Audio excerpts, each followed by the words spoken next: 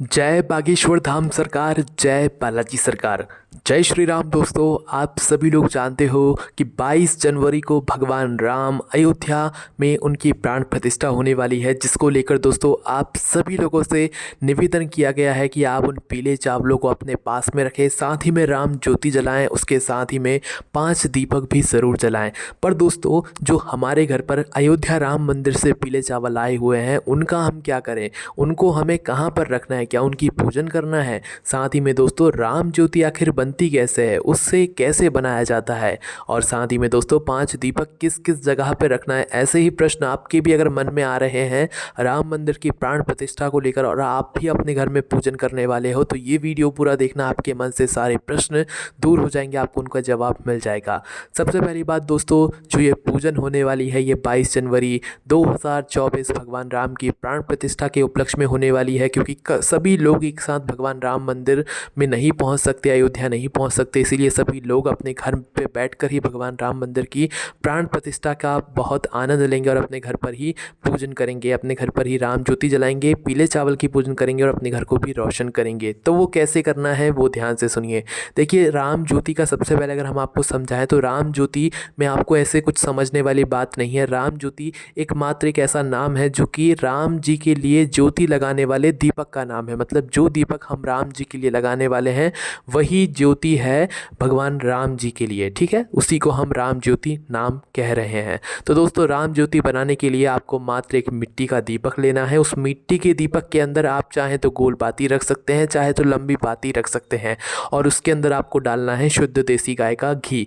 बस आपका यह राम ज्योति दीपक तैयार हो जाता है। अब इस राम ज्योति दीपक को जलाना कब है? तो देखिए, यहाँ पर इस राम ज्योति दीपक को आप लोग रात्रि के समय जलाएंगे, जब पूर्ण रूप से रात हो जाए। दिन के समय में आपको ये राम ज्योति नहीं जलानी है। अगर आपका मन है अखंड जलाने का तो आप भगवान राम की प्राण प्रतिष्ठा जब हो उस समय से जलाकर अपने घर के मंदिर में रख सकते हैं, और इसे जब तक जलने देना है जब तक आपकी पूजन ना हो जाए, ठीक है? तो ऐसा आप कर सकते हैं। नहीं तो आप रात्रि में ही जब आप पूजन करेंगे राम मंदिर के मतलब अपने घर में बैठकर ही भगवान राम की, तो उस समय आप इस राम ज्योति को जला सकते हैं। उसी के साथ में दोस्तों मिट्टी के ही आपको 5 दीपक तैयार करने हैं। पर ये जो 5 दीपक आप ले रहे हैं ये चाहे तो लंबी बाती के ले सकते हैं, इसमें आप चाहे तो तेल भी डाल सकते हैं, चाहे तो घी भी डाल सकते हैं, इनमें कोई दिक्कत वाली बात नहीं है। साथ ही में दोस्तों, भगवान राम के लिए आपको इस दिन भोग भी ज़रूर तैयार करना है। भोग में आप कोई भी मीठी सामग्री ले सकते हैं शुद्ध देसी गाय के दूध से, या अपने घर में बना हुआ कोई भी हलवा। बाहर की चीज़ या बाहर की मिठाई इस पूजन में इस्तेमाल ना करें तो ज़्यादा बेहतर होगा, बाहर बहुत ज़्यादा मिलावट होती है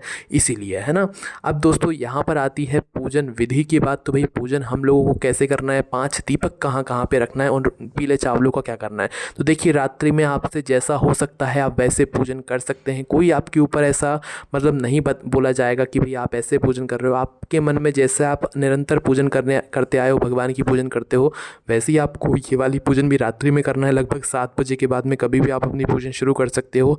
आपने जो राम ज्योति बनाई है और 5 दीपक बनाए हैं उनको सभी को जला लो पूजन के समय, उनका भी तिलक करो, उनको भी चावल समर्पित करो भगवान की, उनसे आरती उतारो, साथ ही में कपूर से भगवान की आरती उतारो। आप चाहो तो भाई अपने उन पीले चावलों को अपने पूजन वाले स्थान पर ज़रूर रखना। अगर आपके पास राम जी की तस्वीर या मूर्ति है तो भाई वो रख लेना, वो ना भी हो तो भाई आप अपने पीले चावल रख लेना, ठीक है? वो पीले चावल भगवान राम जी का आशीर्वादी हैं, वो स्वयं आपके घर पर उन पीले चावलों के रूप में आए हुए हैं। तो आपको इस दिन रात्रि में उनकी पूजन ज़रूर करना है।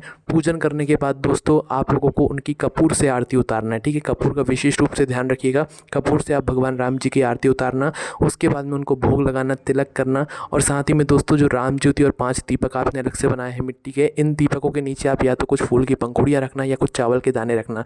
सीधा जाकर इनको ज़मीन पर मत रखना, इस बात का ध्यान रखना। राम ज्योति जहाँ पर भी रखो वहाँ पर कुछ चावल के दाने या कुछ फूल की पंखुड़ियाँ ज़रूर रख देना। तो राम ज्योति जो एक बार आपने रख दी भगवान राम जी के सामने, इसको आपको दोबारा से नहीं उठाना है।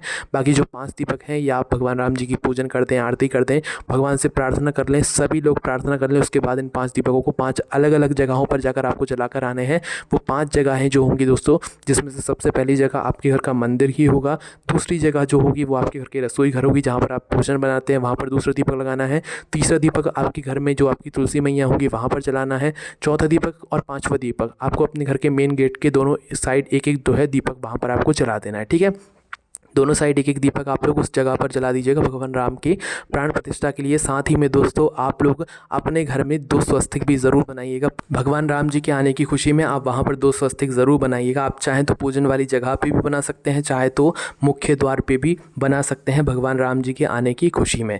उसके बाद में दोस्तों इसके बाद में आप जैसे ही ये 5 दीपक रख देते हैं अपने अपनी जगहों पर, आप भगवान से प्रार्थना करके इस दिन खुशियाँ मना सकते हैं, आतिशबाजी कर सकते हैं, अपने पूरे घर को रोशन कर सकते हैं। साथ ही में दोस्तों अब बात आती है उन पीले चावलों की कि आखिर हमें उन पीले चावलों का क्या करना है। तो देखिए दोस्तों, अगर पीले चावल की बात करें तो इन पीले चावलों को आपको इस रात्रि में कुछ नहीं करना है। अगले दिन जब आप सुबह उठें तो स्नान करके इन पीले चावलों को आपको पूजन वाले स्थान से उठाना है और इन पीले चावलों को आप किसी भी शुद्ध स्थान पर रख सकते हैं। वो चावल का एक नाम अक्षत भी होता है और अक्षय का मतलब होता है ये जिस जगह पर जाते हैं उस जगह को कभी खाली नहीं होने देते हैं। इसीलिए दोस्तों आप इन चावल के एक एक दाने को भी अगर किसी जगह पर रखते हैं तो वो आपको फल ज़रूर देंगे। जैसे कि आप इन चावलों के दानों को आप अपने घर की तिजोरी में रख सकते हैं, रसोई घर में रख सकते हैं, अपने घर के भंडार में रख सकते हैं, ताकि आपके घर के भंडार कभी भी खत्म ही ना हो, है ना। और साथ ही में जितने भी पीले चावल बचते हैं अयोध्या से आए हुए भगवान राम जी के आशीर्वाद स्वरूप, वो आप अपने घर के मंदिर में बचाकर हमेशा रख सकते हैं और उनका आशीर्वाद प्रतिदिन जो है आप लोग ले सकते हैं। तो बस दोस्तों यही पूरी विधि थी। पीले चावल कहाँ पर रखने थे हमने आपको ये भी बता दिया, राम ज्योति कैसे बनाकर रखना है वो भी बता दिया, 5 दीपक कहाँ कहाँ जलाना है वो भी बता दिया। अब अगर अभी भी आपके मन में कोई भी प्रश्न है तो उसे आप हमसे कमेंट करके पूछ सकते हैं।